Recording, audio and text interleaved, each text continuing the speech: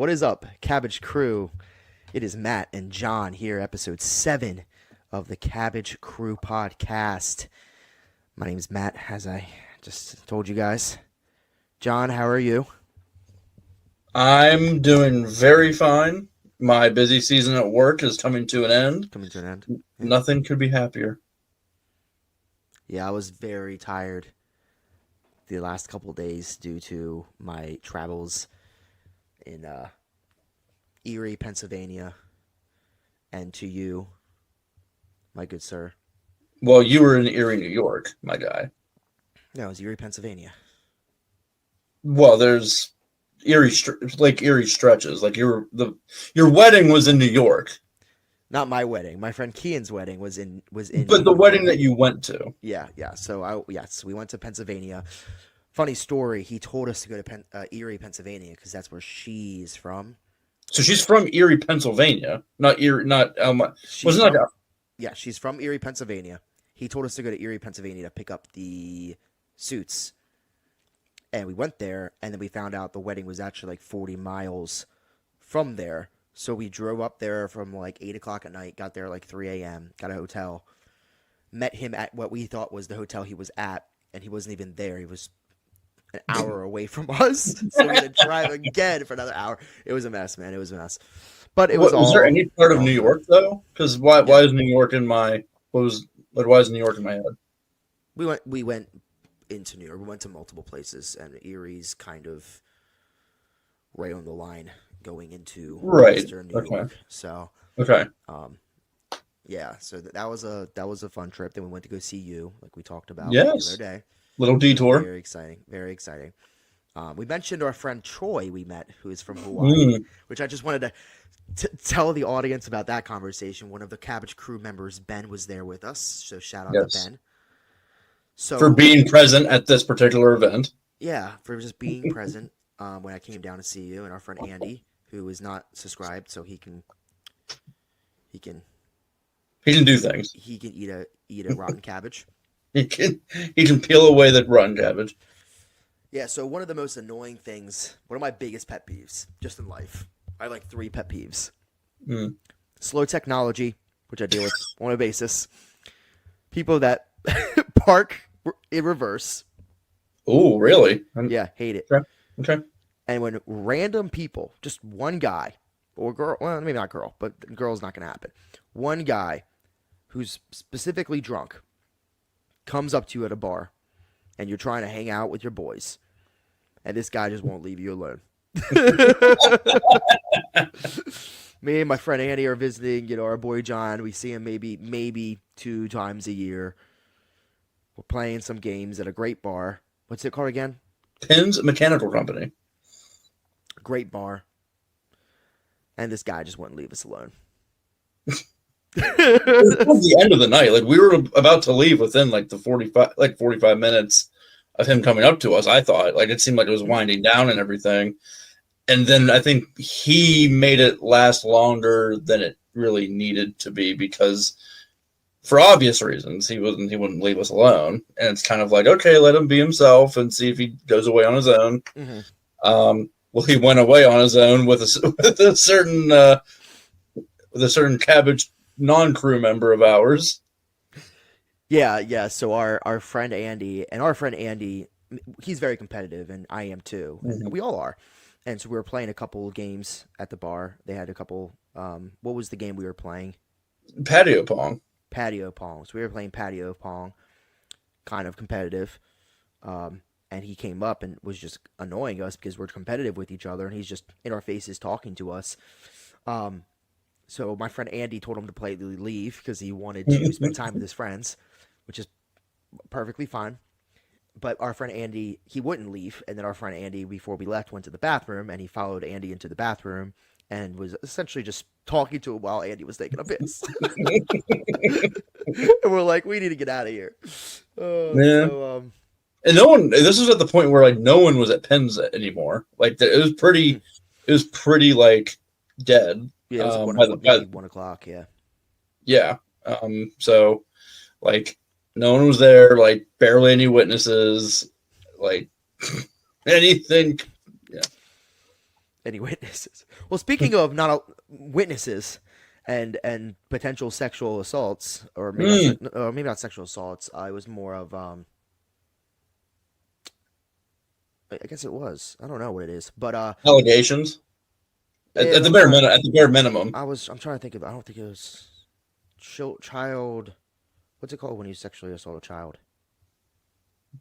sexually assaulting a Assaulting a minor. child, a I mean, minor. Maybe that's what I'm thinking. A minor, yeah. something. But anyway, some news broke out due to the documentary. I forgot exactly what the documentary is called. Um, I should probably look it up to shout out the documentary. Um, it is called "Quiet on Set." Came out two Oh, so part. that's why there's been a lot of Twitter Yeah, it stuff came about. out. I believe Okay. last night or 2 nights ago. About Nickelodeon, behind the scenes Nickelodeon. Um, there was always assumptions, allegations, whatever you want to say about Dan Schneider. Hmm. Um, I wouldn't even. Again, it's like it's sexual assault, but it's because it's minors. I think it's categorized differently. Maybe not, but anyway, 14, 15, 16-year-old girls, some boys too. Um, when it comes to just sexualizing them on TV, behind the scenes, whatever it might be. He's been allegedly had these reports for years. But this, at least what I've gathered, I've not watched it yet, so I probably should watch it before I talk too much about it. Yeah. But what I gathered um, is that Brian Peck, so not Josh Peck, no relation to Josh Peck, but Brian Peck, another producer, and I believe maybe a writer. Again, don't quote me, but very close to the Drake and Josh show and a couple other shows. Um, there is a big, I guess this was released that, 20 years ago, whenever this was,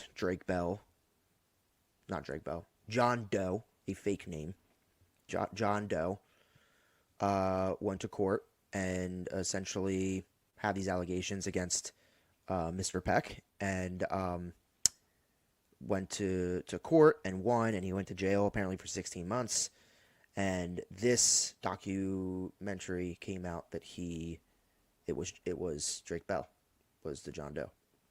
So this guy Wow. apparently the story is, again, don't quote me because I watched 1 or 2 clips, but I didn't get the Right. most of it. But the story was very handsy towards Drake. His parents were kind of weren't getting involved, but knew it was like too much. Um, and Drake went over his place, would have to consistently go over his place for lines, and he would make excuses of why Drake would have to come over. And then Drake one day woke up being sexually assaulted by him. Wow. That's what the court was a decade or two ago. I know Drake has had his moments, and when it comes to something along the lines of sexual assaulting someone as well, Yep. Yep. which is maybe stemming from this. I know a lot of people that play around with the minor game, play in the minor leagues, Hmm. or dipped into the minor leagues themselves. So it's sad. The whole thing's sad. And there was a couple other actors and writers and stuff from Nickelodeon on it. Those aren't the only people. I know the actress from Zoe 101's been very vocal about, Jamie Lynn um, Spears.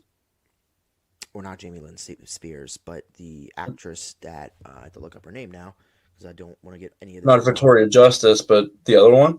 Mm-mm. No, she was a minor. She was a side character. Um, need to get the Is cast she the list one up. with the I don't list? want to mess. To be honest, man, I didn't really watch that too much. Oh. Alexa Nicholas, I believe her name is. Yeah, that's I uh didn't really blank yeah. on her name. Yeah, I know. Yeah. Nicole Yeah. Yeah. in the show. Yep. But yeah, she's come out for years saying that the whole cast was evil to her. The writer, everyone, the writers, the producers, they bullied her. It's like she was getting bullied to the point where um, Britney Spears was on set saying that she was going to end her career. Just Wow. horrible stuff. So And obviously, we know a lot about the Dan Schneider stuff from. I'm blanking all these names. Jeanette. McCurdy. So just a lot of stuff coming out with Nickelodeon. But I watch. Right. I do watch Ned's Declassified podcast Survivor Guide, Yeah. which is fun, and they talk about their producers of their shows are awesome, like Right. family. Like they would have Hmm. their kids come, and it was awesome. So like obviously there's producers of different shows, just like any huge company, they have multiple producers of multiple shows. So everyone's Schneider didn't experience. do Ned's, did he? I don't know. He wasn't the main producer though. He wasn't like the main Okay. creator producer. That was actually it was a couple that did it, and they were both producers of Cool. Nickelodeons. They ended up doing I think Big Time Rush next or something. Oh, okay. So they were doing other stuff. Um, and Dan Schneider might have not even he probably was there, but again, like I don't know all the details, but Sure. there's probably different producers doing different things. Dan Schneider seemed like he did more of the Amanda show. Yeah. Um, He did Drake and Josh, Drake, Zoe 101. yeah, like Amanda show, like they were all connected. Like Hmm. Amanda show, Zoe 101, um, Drake and Josh, all of Right. that. Like they were Yep. all kind of connected, and then Nestor Classified, their creators, one of those creators, because again there were a couple. He did Fairly Odd Parents and a bunch of cartoon stuff, and his Right. first live action was Nestor Classified. Then he ended up doing Big Time Rush and a couple other things. So crazy stuff. Yeah. I find all this interesting, not obviously not because of the child molestation, but I find it interesting because of the behind the set stuff. It's like it's very interesting to see. Like I like listening to a lot of these. Like I listen to God, I'm getting all these names, but she was Even Stevens, Ren on Even Stevens, A female? Ren, the sister. She Oh. was Kim I don't Possible. know her name. Kim Possible. But anyway, Oh, okay. she was both of them, and she has a not a I don't know she has a podcast, but she's very like she talks a lot on Instagram and stuff, just about like her relationship with Shia LaBeouf and stuff like that. And it's just I always find it interesting because I grew up on those shows, and now you're actually like seeing how it really was, or the behind the Right. scenes, or their relationship, Right. between Drake and Josh themselves. Right. I don't know if you heard about all that feud Of course I did. from years ago. Yeah, so I Yeah. mean that's crazy. And I might be on the minority of this because like Drake Bell seemed like apparently he did some messed up stuff, but like I kind of feel sorry for Drake. Like Sure. it seems like at least with the Drake and Josh situation, right? And obviously the situation with Nickelodeon, but like he genuinely seemed like he was like, you know, maybe it was a past childhood, like maybe it was 10 years ago, but like I spent 5 years of my life with this guy. I grew up with him. I look at him as a brother. We're not as close anymore, but we go to events sometimes with each other. We do some things with each other once in a Right. while. But I always look at him as a brother. So like he didn't get an invite to the wedding. Right. Wasn't even told about the wedding really. It didn't seem like. So he was like he probably messed up and he apologized, but he like seemed like he was hurt. Right. I'll never criticize someone for saying something stupid if they're hurt as long as they apologize because we've all been there and we've all done Hmm. stupid stuff. Yeah.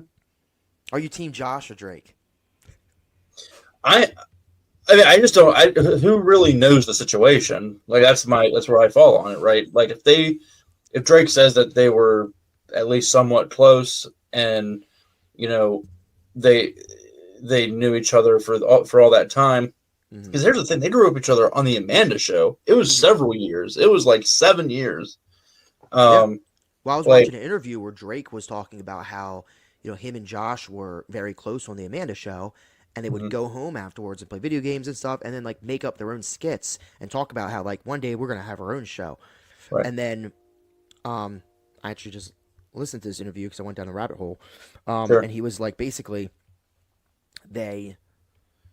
there was a scene in I think all of that where they had a fight over a shrimp.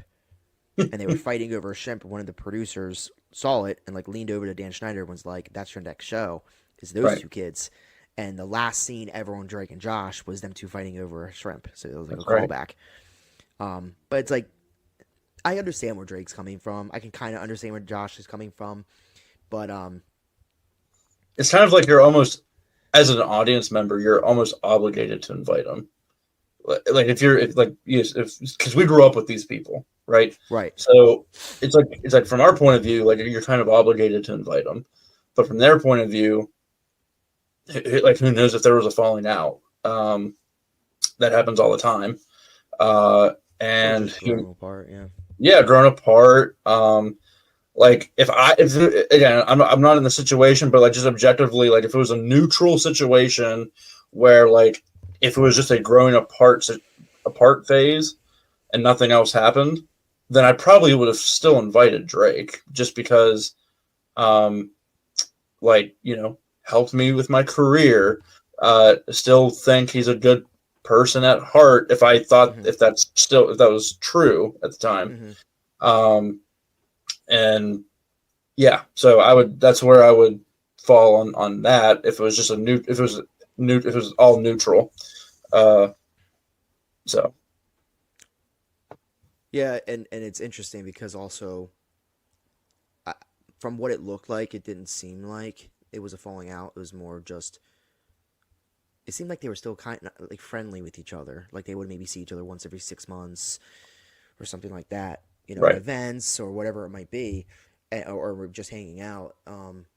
Well, then if that's the case, then it's pro Drake. Because like that's the thing. Like we don't really know the real truth. We're not in their lives. We're not their relatives. We're not their parents. Like we just see what they say, and it's all hearsay at the end of the day. And then it's all about, oh, which one do you believe more? Do you believe Drake? Do you think Josh? When do you think Josh, if people were blaming him, was like, look, we had a falling out. Like it's none of your business is what it was about. But essentially, like, we weren't friends at the time because of whatever it might have been. It might have been because of what happened with Drake, with his sexual assault allegations. It was like a minor, wasn't it? So it was like... Yeah, it was a minor, yeah. You know, and like... Or it might not have been. It might have just been like, hey, look, man, it was 2 years. We haven't talked in 2 years. It is what it is. Right. And it's actually kind of crazy, just like kind of building off of it, but going on a side tangent. Like I have like friends out in California who like... who would say that, you know, Drake performed at my high school, like whenever I was young, like did the music, like got pictures of them, like he was like such a revered person at the time. Right. And then that bombshell hits around, I mean, I think it was in 2014, 2015. I don't really remember. For what? The whole the sexual assault allegation claim. That was during COVID. Was that COVID, or was it a few years before? Maybe the incident occurred a few years before. Yeah, probably. I think it was during COVID because they did it all through virtual stuff. Right. Watching clips and stuff. Right. So, when that went down, I mean, that's when the whole view of him changed, and no one really remembers him except for Drake and Josh. And like, oh yeah, he has that attached to him now.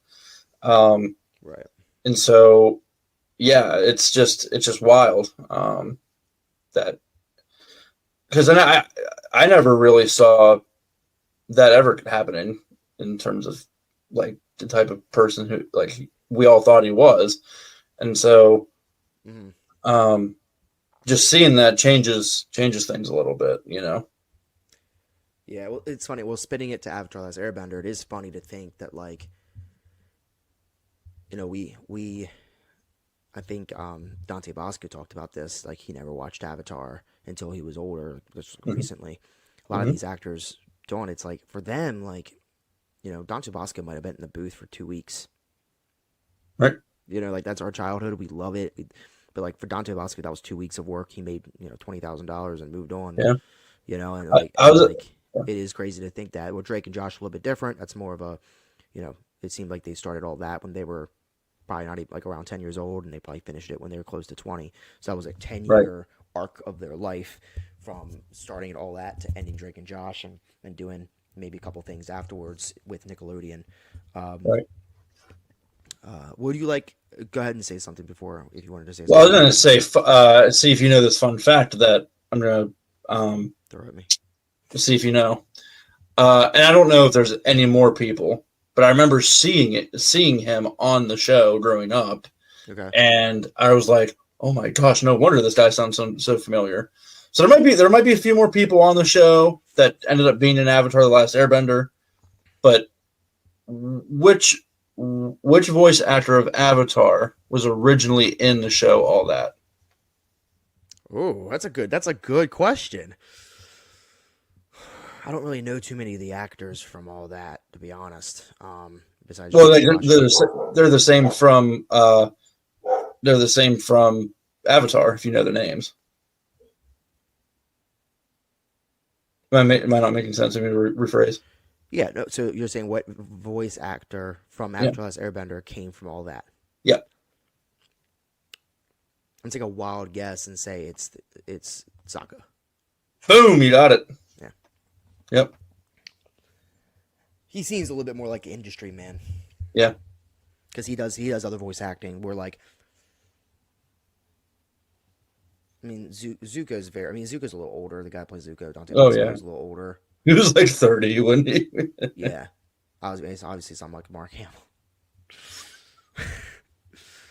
Can you imagine? Well,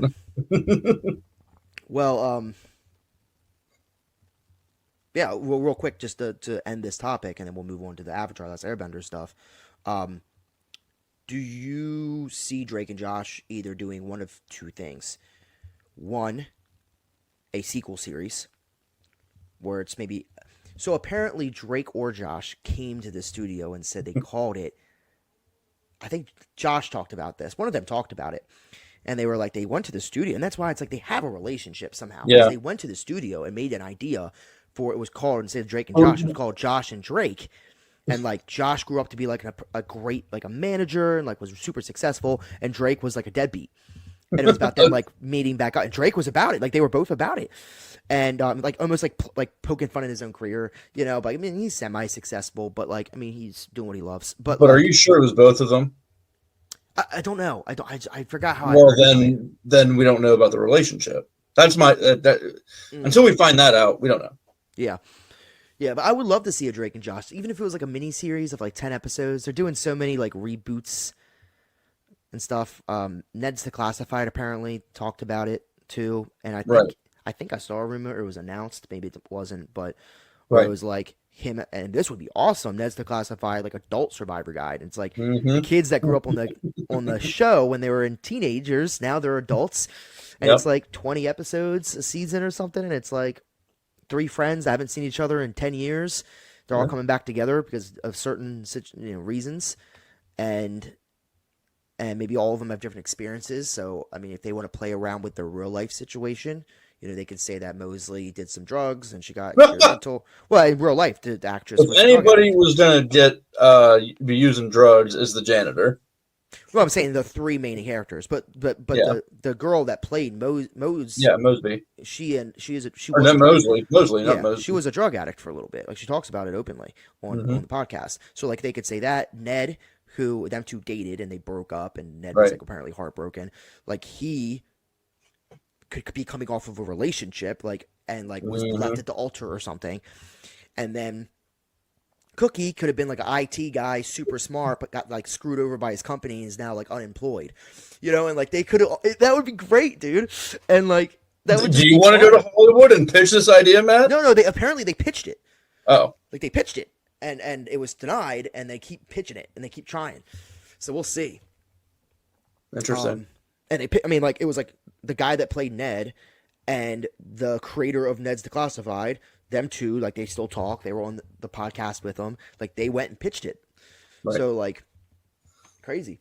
To answer your question about Drake and Josh, though, it's not going to happen. Probably not. I mean, just because of, what the topic at hand.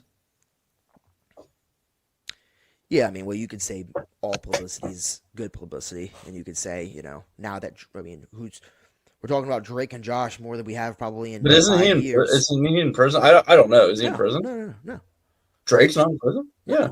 No. How is he not? He How has is he his own not? podcast, and well, I mean, I don't know. I don't know the details, but he's not in prison. He was on the show. He was on podcasts talking about it. I mean, he has his own podcast. He has a musician. He has a career. Like he's still an artist.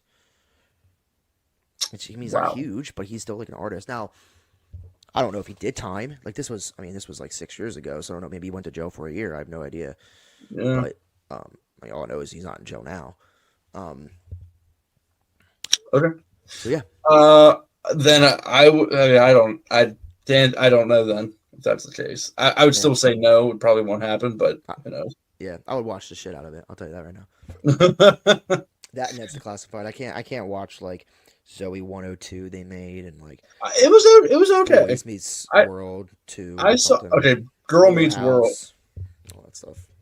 Yeah, Fuller House was Girl Meet Girl Meets World. I couldn't even just and Zoe 102 actually wasn't that bad. It actually wasn't. They should make a show about Avatar and it's them all grown up and oh wait. All right, let's talk about some Avatar. We're 30 minutes into this thing. Whew. Yeah, We made no. a short podcast the other day, so this one might be. We were all. I was about to pass out during that last podcast. Cabbage crew members, I do apologize. I was very tired. Excuses, excuses. So today's podcast is going to be about the final episode of Avatar: The Last Airbender. Final Everything- episodes. The finale, yes, the The four-part finale. finale. Yes, the four-part finale, which I loved that they did a four-part. We're going to talk about.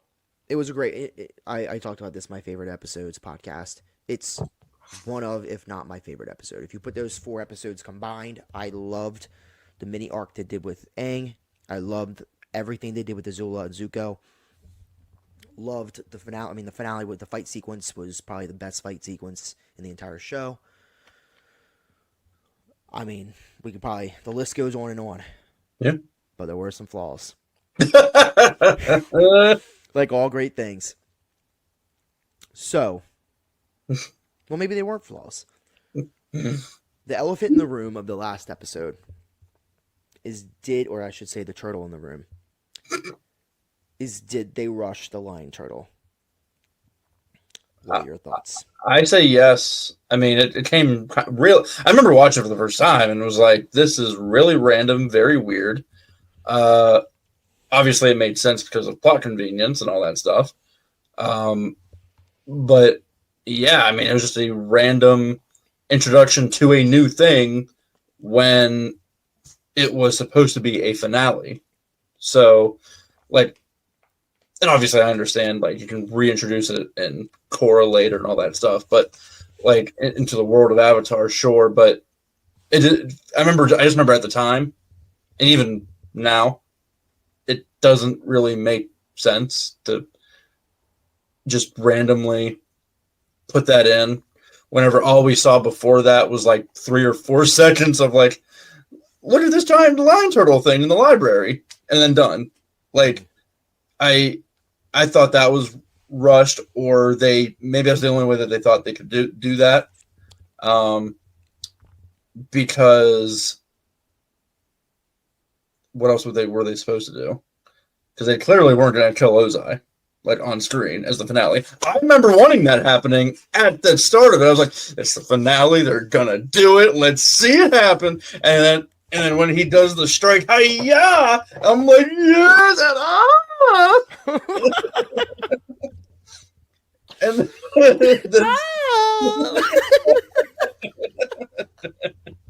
and so like I just remember being very disappointed, but also like, it made sense because of plot convenience. So yeah, I thought it was overall rushed. I wish they would have introduced it a little bit before in season 3. Like season 3 would have been a perfect time to introduce it, but not at the finale. Yeah, well, I like the problem they presented to Aang. You when you're watching a show, you're not thinking about like, they present a bad guy. Mm-hmm. You never get presented of like, how will you beat the bad guy without killing him? Like, that's a very interesting concept that they brought up. Right. I'm not gonna lie, Yu-Gi-Oh brought it up. Oh, that's the first thing I could think of. But like Yu-Gi-Oh did bring it up. It was like, all right, how did you defeat Merrick without sending him to the Shadow Realm? Because like we kind of feel bad for the actual Merrick, like, right, which is an interesting thing. But like, go back to Avatar. So it was really interesting, and it all made sense because of Aang. And like, when people say like they don't like the idea that Aang was not about killing about killing the Fire Lord, like, for me, Aang's culture the only thing left in Aang and his entire culture is the monk inside of him. Yeah. So Hmm. it's like for him killing the Fire Lord would end the war, but also end his culture, and he was not able to do that. He was not about that. Um, because he's the last Airbender. By killing, there would be no more monks. Like he would be, you know, and Yeah. so like I love that idea of like what would Aang would have to sacrifice basically what he feels like is the last of the Airbender or air nation Nomads.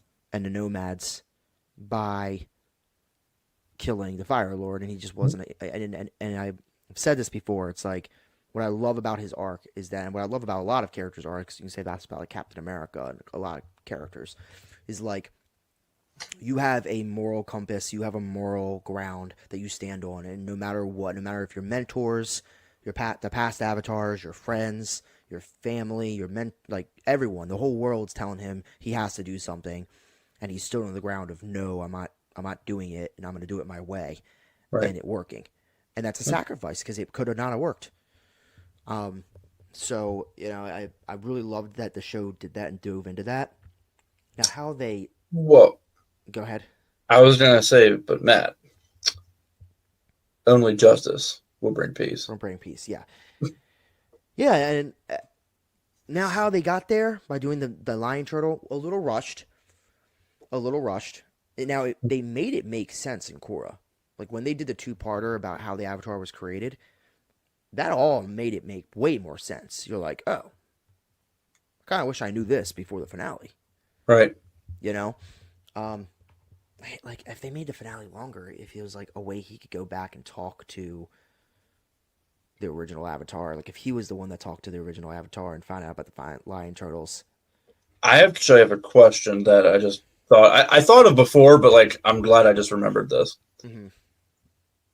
And I remember thinking of it at the time because it was very visually appealing. Do you wish that finale was all in theaters? The 4-part finale was in the Mm-hmm. theaters. Mm-hmm. I mean, I don't.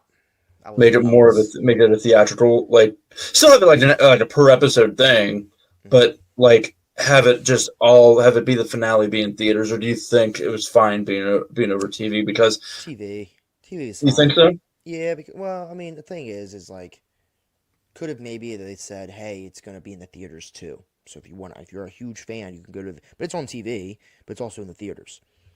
That would be fine. But like, I mean, I was, I think, I don't even know how old I was, 16 or something when the finale came out. Probably wasn't even that. When did it come out? 06. I was like 14. Oh, 08 is when Oh the 08. finale So came out. I was 16. So like, I wouldn't have went.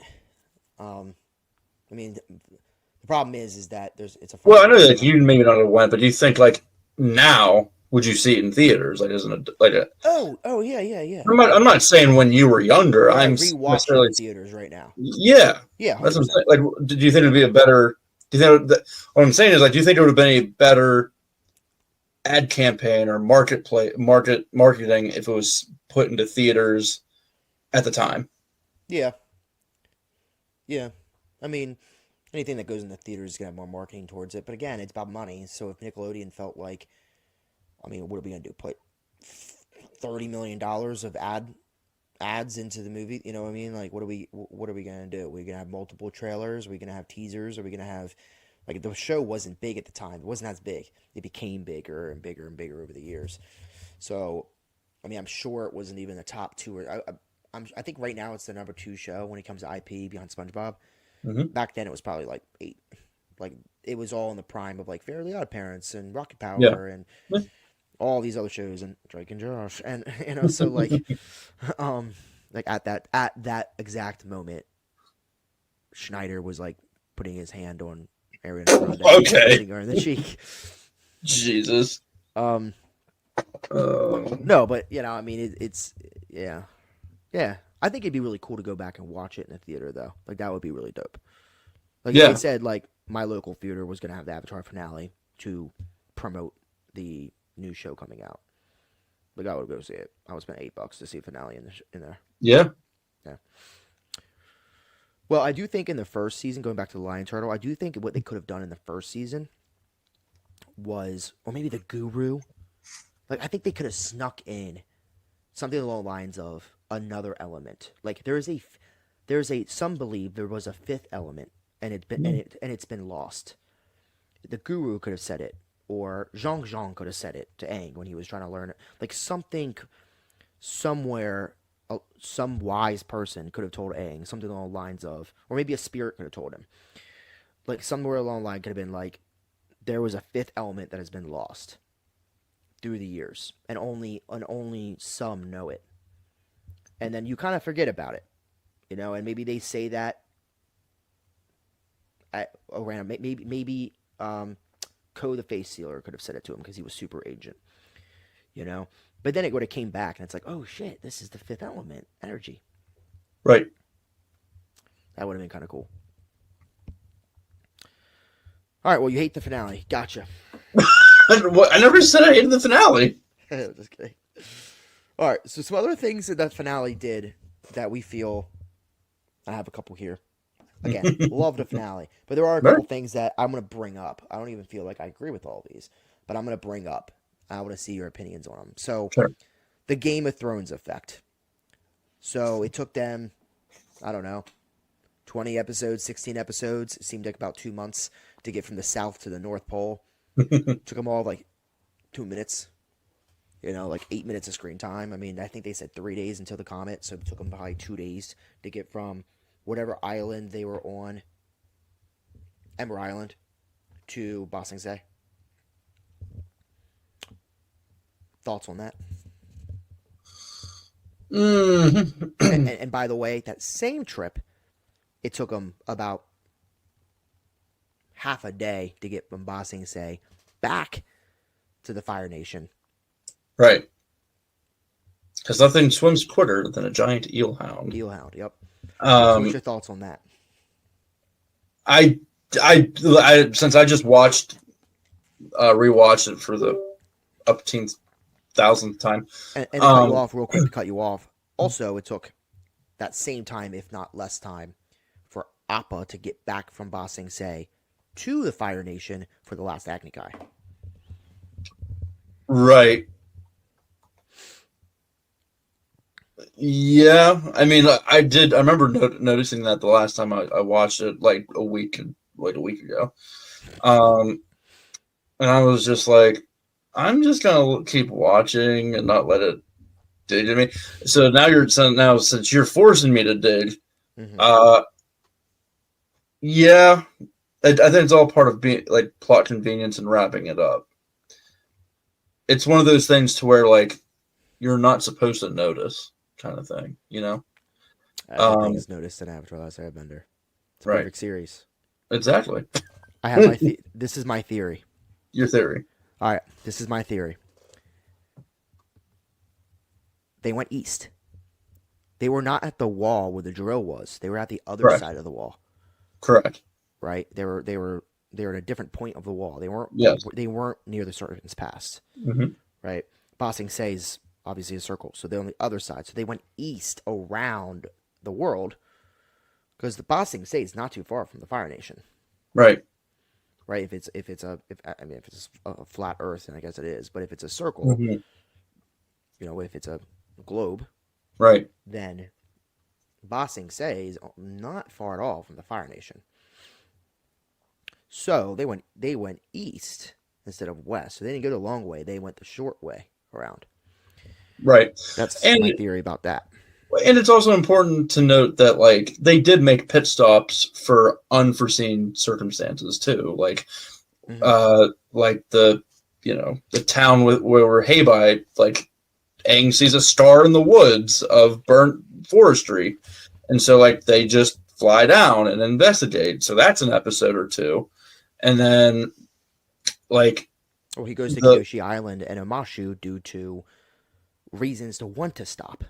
Right, for the elephant koi and Omashu just to go back and go sledding on the transportation. Right. Cars. The chutes. Yeah, the shoots. Oh my god, the camera like fell over.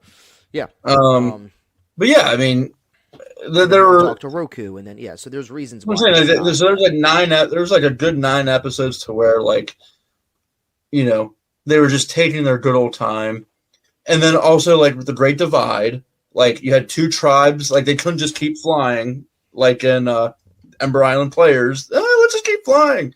Like they stopped and helped two tribes, the Gonjins and the Jangs, uh, like go across the Great Divide by foot. Like, I mean, I feel like it was more of they made quote unquote excuses to get to their destination longer.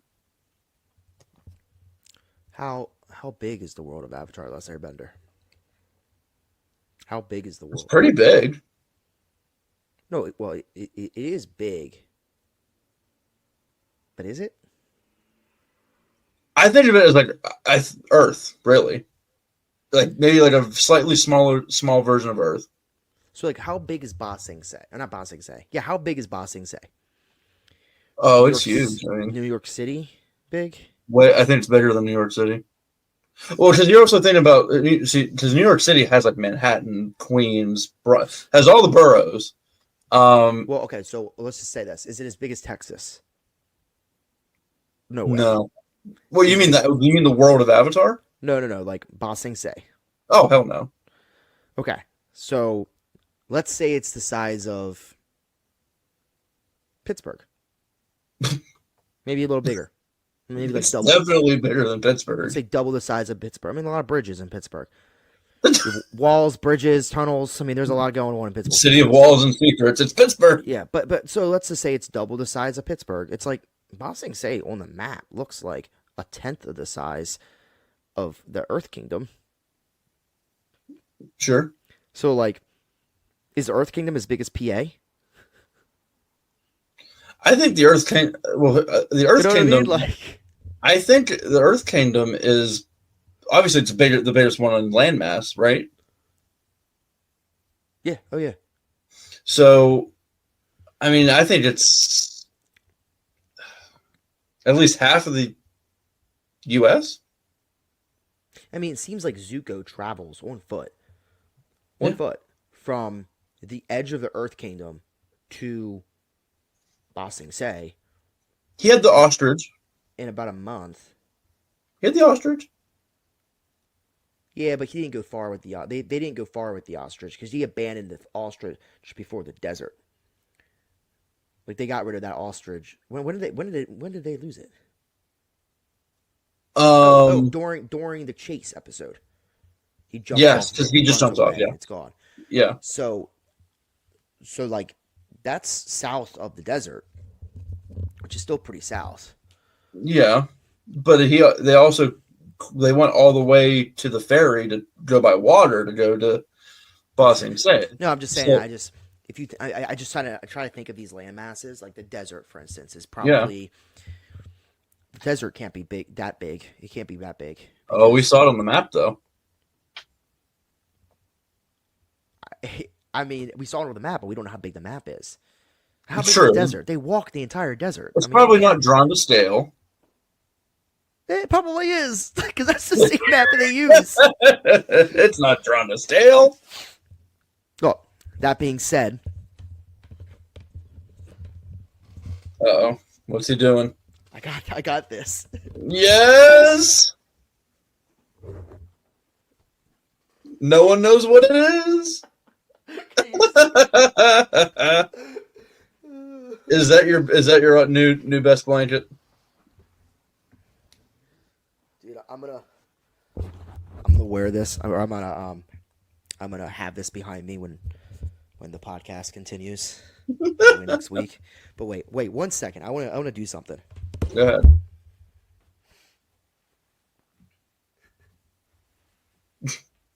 Okay. Nice. It's awesome.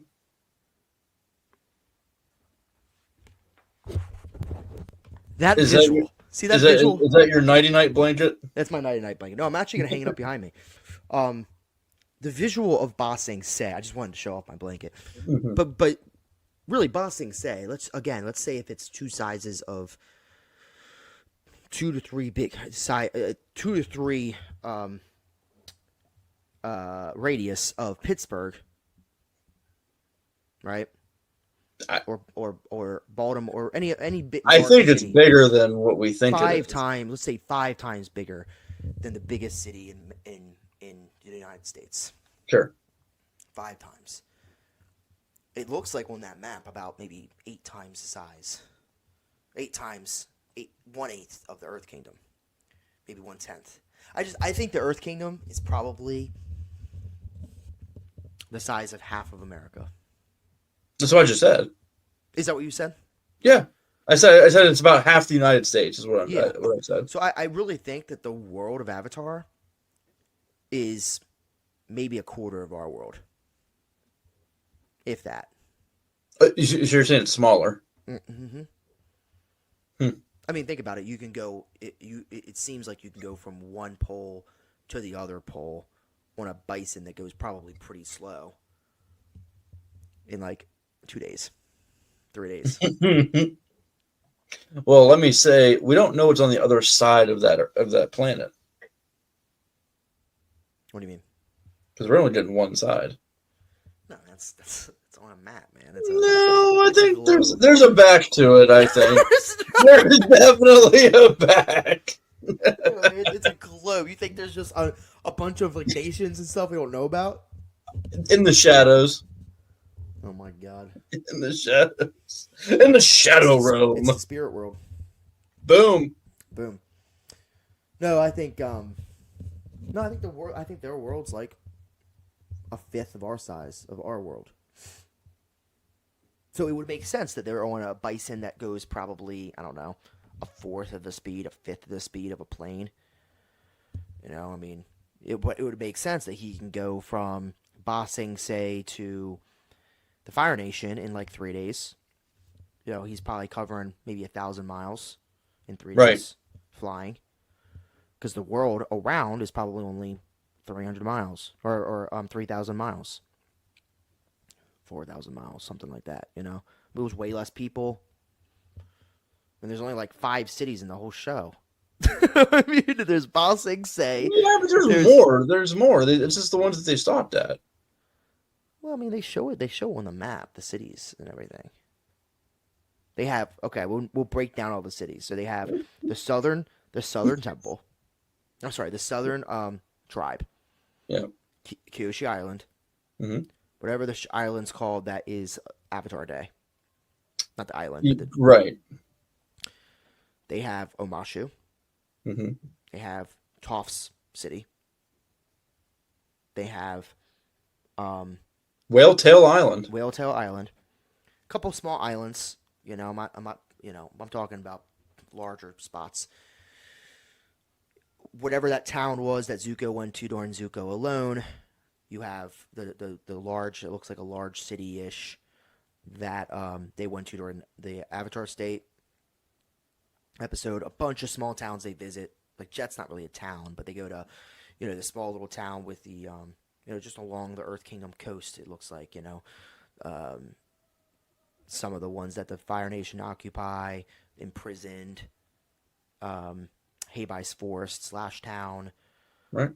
It seems like the Fire Nation has a bunch of small towns. The one they see Bato in, you know, all the different temples, the Fire Nation and its small islands, the desert, which seem to have a couple small civilizations in it with the little beetle people and stuff like that. You have the swamps with some civilizations in it, or at least one civilization in it. Ba Sing Se, and seems about it. Amashu. Amashu. That seems about it, you know? It's like, what else is there? Well, that's the thing. They just haven't given us the rest of it. They gave us a lot of. Let me pull up the map again. I mean, they I'm the cover map. the majority. I'm the map. Yeah. I'm the I mean, map. yeah, there definitely are some small towns, sure, but like, I'm talking about like land mass. Like, All there's you said, obviously three of your things were whatever Zuko town went in, Tops town. Like, they don't have names because they're small. So the only well, they two do. big cities are They have Omashu and names. I Ba just Sing don't. Se. They have names, but they just don't. They're not names I know. They have names. They don't have names. They don't have names. Yeah, they 100%. I No, think they don't. yeah, Toff's town's like Ganjin or something. Look, No, it's Toff, not. 100%, dude. Toff's town. There's the town of Chin is the island. For I know that. Toff has Goling, Gauling is where she's from. that's like from the comics, not from the show. All right, for one, the comics are canon. No, they don't count. They 100%. They don't. For count. two, I'm 90% sure they name it in the show. They don't name it. I'm telling you. I can guarantee you they do. Let's rewatch the top episode, Blind Bandit, and let's look for it. They even talk. Yeah, they 100% do. No, they don't. 100%. No, they don't. They 1,000% do. We'll talk about it later, but they 1,000% do. Okay, we'll talk about it. Yeah, I mean, so, but anyway, they're all named. I mean, like Avatar. They really don't, though. Yes, they. No, they John, don't. John, every town in Avatar: The Airbender is named. If it's in a comic book, sure, No, but not just, from the show. It's like Lord of the Rings. When they made Lord of the Rings, they made a whole entire world, and they named every town in the world. Even if we didn't hear it in the show, like if you go to the actual website of Avatar: The Airbender, the official page, it'll list all the different places they go and all the different town names. Okay, well, I'm just saying they don't say in the show because this is about the TV show, not the website. This is about the show. It's about the world of Avatar. It's about the world of Avatar based on the show. Look, when did they mention Toff's town in show?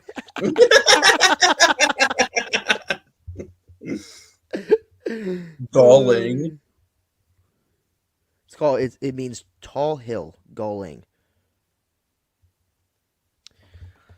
Anyway, that's where they're from. Anyway, that being said, the world of Avatar, I think we agree that the world of Avatar is probably about a fifth of our world, maybe a sixth of our world. You're saying that we agree when you agree.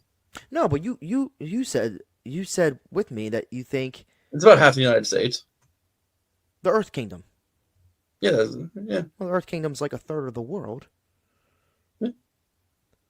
Okay, well that means it's that means the whole world is like 1.5 size of the United States, which is like the sixth of the world. So we're kind of on the same page.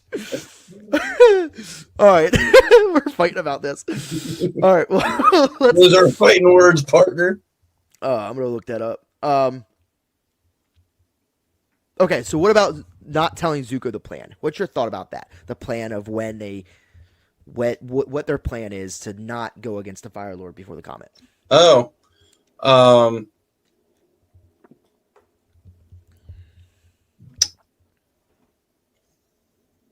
remember. Yeah, I just saw it over the week ago. They were at Ember Island when they talked about that. By the way, I don't know if you know, pay attention to that. They were at Ember Island. By the way, I know you don't pay attention to town names, but that's where they were. I'm gonna don't visit again. You're banished.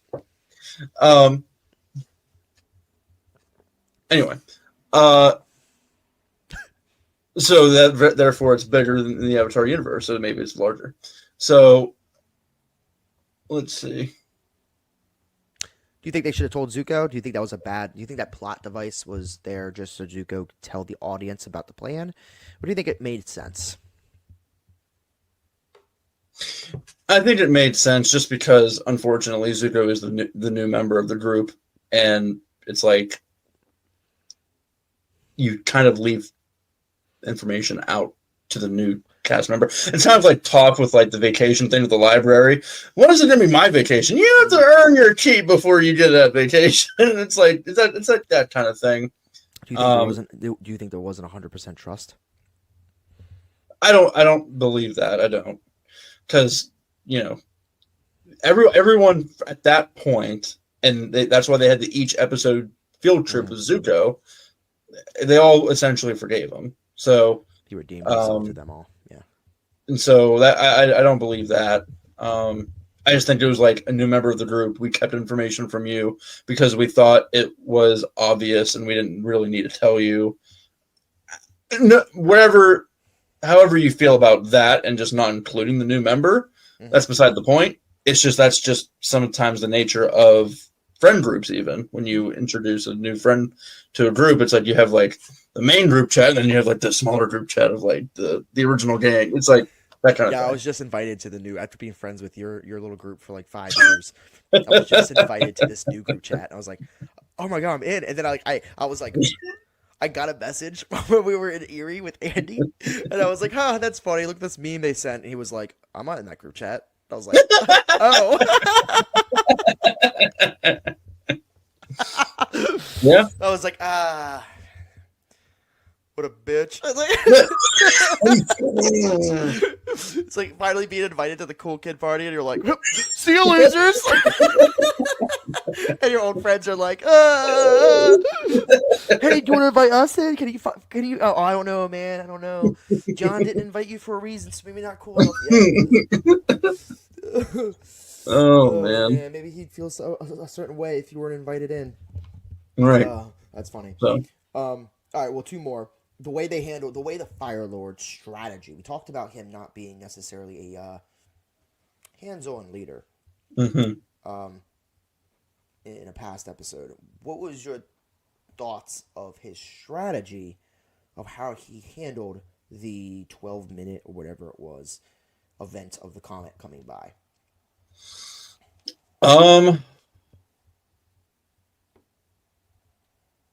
Which to objectively, I thought it was okay.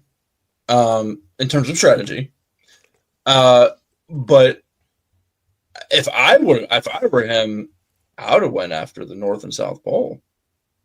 Melt the ice. At least the North. Well, yeah. Well, his strategy was end the Earth Kingdom. My strategy would have been definitely end the Water Tribe, because you already know there's no one in the South. Right. And I would have pulled a kind of what they did with the comet or with the Black Sun, which is like, hey, let's start the battle, and then the Black Sun will come halfway through, and that will give us the advantage to win it. Right. Like, I would have already showed up on my airplane, on my airships, and been like there, and it's like, okay, comet's here now. We're already here. Right. Boom. Boom. You could probably kill them all, and you could have had. Oh no, they would have easily done all of them. I mean, you could have even gotten tanks in there. Yeah. Prior to it, and been like, hey, we're fighting you guys during the day. It's not like a full moon or anything. During the day, we're fighting you. And then it's like, oh, why are they all leaving? Why are all the tanks leaving? Like, why are all the ships leaving? And then it's like, air fleet comes in, boom, comet comes. They could have wiped out the entire. And then it's like, okay, Earth versus fire. Earth's already quick. That's it. Yeah. Yeah. And you could have killed the Avatar. And the Water Nation's gone now, so what happens then? So, boom. Yeah, it's weird how they were like, all right, guys, as soon as the comet comes, we're going to be right over all the natural resources. Here's the thing: they already burn a forest to the ground. The Fire Nation already took Ba Sing Se. It's like what Qatar was saying. Like the Fire Nation took Ba Sing Se. Things couldn't get any worse.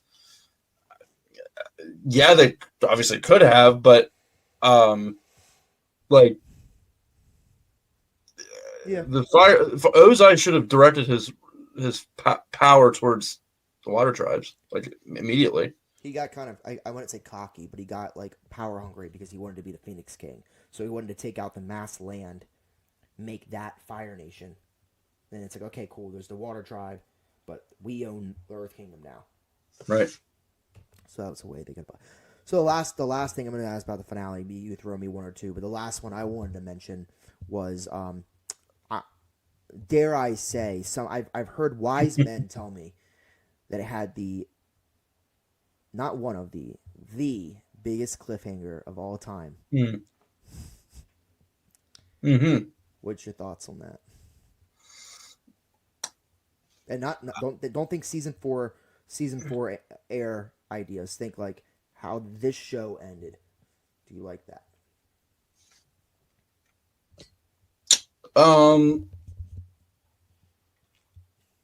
Overall, overall, yes, but I did not appreciate the cliffhanger. I really didn't. No. I only liked the cliffhanger if they would have continued to answer that question in a like 4 episode series or whatever that we've talked about before. Because I just remember watching that thing live and going like, now what? And like, oh, they're definitely going to They answer even it. tease it in Korra. It's like, Grandma, can you tell us about the story of Jesus. Zuko and his mom? She's like, that's a wonderful story. And then like someone interrupts her or something. Grandma, you're old Yeah. or something. It was Yeah, bad. And then I obviously like going down the rabbit hole of like online internet at the time, Mhm. and finding out that like they really weren't going to do that.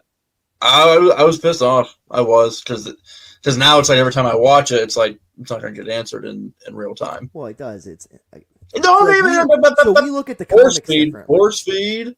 No, Force because feed. I know, but we look at the comics differently. So I look at the comics as, which they are, canon, real things that happened in the Avatar universe, and a continuation of Aang's story. But the main story is Aang taking on the Fire Lord. Just like there's multiple other villains he's eventually going to go against. The world changes, and it continues in the comics, and then it jumps, and then it's going to be continuing when they're adults, and you see a little bit when they're adults during Korra, and then eventually Korra's time. Right. I think you are one of these people like Star Wars, a lot of Star Wars fans that don't look at the books and comics as canon. It's just the screen, the shows, the movies. Well, it's not that I don't think that it's not canon. It's just that I don't want to be forced to read. I don't want to be. I don't mind. I want force feed. I want force feed. I like TV. Uh-huh. I like my movies.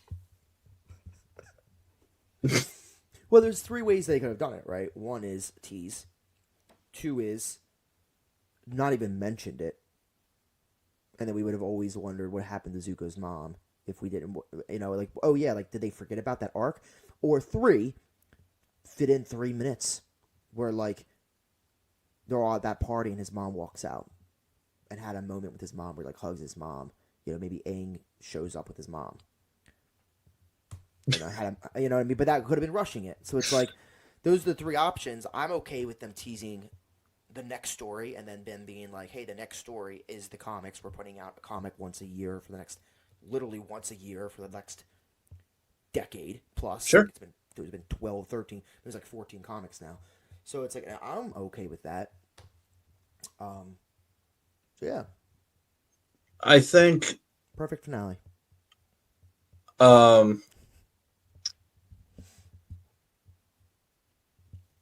That's a good question. I don't perfect finale. I think Dan Schneider wanted another season, but they canceled. That was when Nickelodeon was short staffed. No. Oh man. But I don't.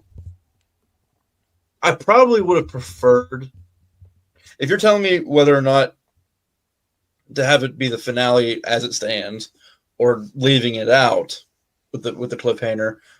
I'd say leave it let it stand, because like we would be wondering that question just outright I'm gonna throw without a fourth for. I want you to give me an order. Mm-hmm. How it's What? What it is now. Say again. So number A being what it is now. B being not in it at all. C being kind of forced, but last 4 minutes, like when they're all sitting in the tea area or somewhere, his mom pops in, and it's like he hugs his mom, and there's that moment right before Katara goes out with Aang. Or 4, take out an episode. It doesn't have to be necessarily post Black Sun, but take out an episode. Painted Lady.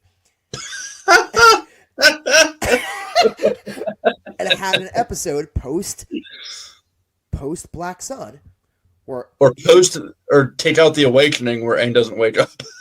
Oh my gosh! No. Take out an episode of the season, and you could have just made Black Sun an episode earlier, and there could have been an episode where Zuko be Nightmares and Daydreams. Nightmares and Daydreams. Take that out. Well, but that shows some stuff. I mean, obviously it showed like 3 minutes of Zuko stuff, but like that's it. But take out an episode. We can argue what episode where Aang and the crew, maybe right in between the play and the Embers Island play, and when Katara finally forgives him, that they go find the mother. No, because then that would have been a distraction. Distraction from like the actual mission at hand. Okay. Yeah. So I would say Let It Stand. It was at A. I don't remember. But you say Let It Stand. Let It Stand's A. Yeah. Let It Stand, but like still upset with it because they didn't answer it. That's just where I fall. Okay. I like the cliffhanger. I do. It's just you got to answer it. That's just how I. That's just they did in the how comics. I do it. Well, I don't want to read. I was elected to lead, not to read. Number 3. Whoever gets that reference, drop it in the comments. I understand the reference. But I want to see if the Cabbage crew knows the reference. Drop that in the comments. Also, drop in the comments. Did you think the finale rushed the Lion Turtle, and why? Is there anything different? Is there anything we missed, or are we stupid and we don't know what we're talking about? Let us know. I'm sure you guys will, or I'm sure you're not going to. I think we've only had like 16 comments in like all 40 of our videos, but if you're going to, now is the time. And please subscribe if you have not subscribed. Please subscribe if you have not subscribed, and definitely check out that. I'm gonna check it out, but check out the Netflix. Not Avatar: Last Airbender. No, it's not. It's not Netflix. I think it's on Prime. The docuseries. The docuseries, like two episodes. So definitely check that out as well, and then come back to us. So next week when we put out our. Well, this is shot a week ahead of time, ladies and gentlemen. We shot this early. So we lead busy lives. We live busy lives. We shoot these things like ahead of time. So I guess it's been out for a while now, if you're watching this. But definitely check that out. Subscribe. Let's try to get to 100 subscribers, baby. We're a third. We need the 100. We need the century mark. We're like Aang after season 1. Third of the way there. We learned to water. A third of the way there, just like a third of the world. Yeah, like 6 of the world. All right, Cabbage crew. Peace. Adios, Cabbage crew. Thanks for tuning in.